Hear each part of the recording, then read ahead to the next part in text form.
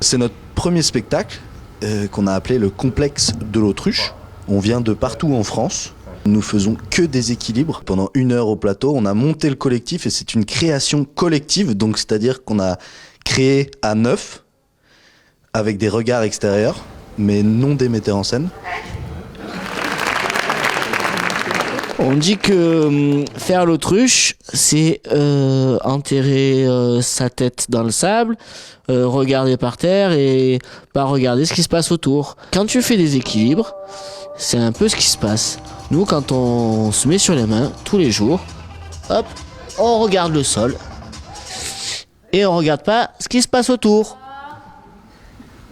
4, 5...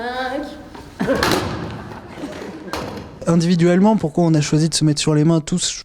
Je pense qu'on a à peu près tous des raisons différentes.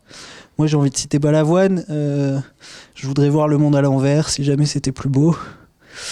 Et le spectacle, on a choisi de faire que ça, parce qu'on s'est rencontrés tous, à peu près tous, autour d'une convention d'équilibre. Donc on était une centaine de personnes toute la journée à faire tout ce qu'on pouvait pour se tenir sur les mains, faire des figures et tout. Et à force, ça a donné envie à certains d'en faire un spectacle. On a passé 3 ans de création, 9 mois de résidence au total pour créer ce spectacle. Donc on a vraiment envie de l'éprouver et de le vivre.